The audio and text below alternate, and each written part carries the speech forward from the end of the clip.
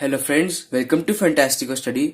आज मैं class 9 math chapter circles की एक्सरसाइज 10.5 का क्वेश्चन नंबर 7 सॉल्व करने जा रहा हूँ। If diagonals of a cyclic quadrilateral are diameters of the circle through vertices of the quadrilateral prove that it is a rectangle. बहुत ही छोटा क्वेश्चन है सॉल्व करने में, लेकिन आपको ये अच्छे से समझना होगा, तो इसको पार्ट्स में पढ़ के मैं आपको फिगर में समझाता हूँ। इधर लिखा है diagonals of a cyclic quadrilateral. तो साइक्लिक क्वाड्रिलेटरल मैंने ड्रॉ कर लिया ABCD, और उसके डायगोनल्स भी ड्रॉ कर लिया मैंने AC और BD। उसके बाद है 8 डायमीटर्स ऑफ सर्कल, यानी जो उसकी डायगोनल्स है BD और AC वो इस सर्कल के डायमीटर है, यानी ये दोनों डायगोनल्स इस सर्कल को दो इक्वल पार्ट्स में डिवाइड करते हैं, CAB और BD। उसके बाद लिखा है through vertices of the quadrilateral, यानी जो डायगोनल्स हैं वो डायगोनल जो सर्कल के डायमीटर है वो क्वाड्रिलेटरल के वर्टिसेस से होनी चाहिए, यानी ABCD से होने चाहिए, वो ऑलरेडी हैं। तो जब ये सब कंडीशंस फुलफिल हो जाती हैं तो हमें प्रूव करना है कि ये जो क्वाड्रिलेटरल है ये एक रेक्टेंगल है। तो आइए इस क्वेश्चन को अब हम सॉल्व करते हैं। क्वेश्चन में मैं बताया है कि AC और BD दोनों ही डायगोनल्स हैं, तो गिवन में मैं लिख देता हूं AC and BD are diagonals. अब आते हैं टू प्रूफ पे। क्वेश्चन में हमें करने को कहा गया है कि साइक्लिक क्वाड्रिलेटरल को हमें एक रेक्टेंगल प्रूव करना है, यानी ABCD को।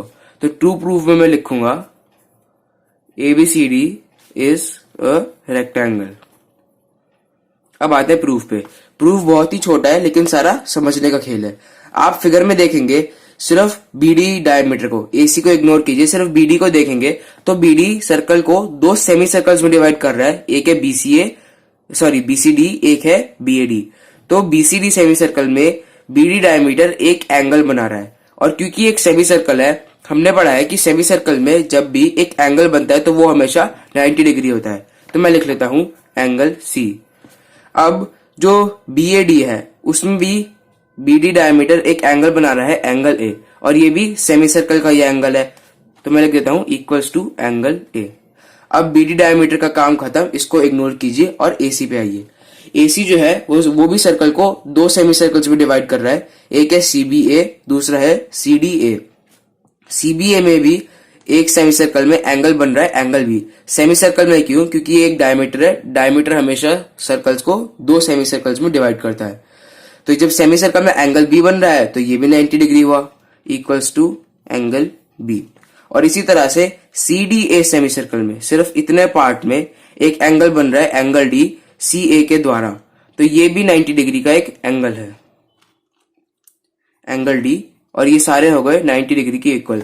ये सारे 90 डिग्री इक्वल के क्यों है? क्योंकि हमने थ्योरम पढ़ा है कि angle in a semi circle is always 90 degree.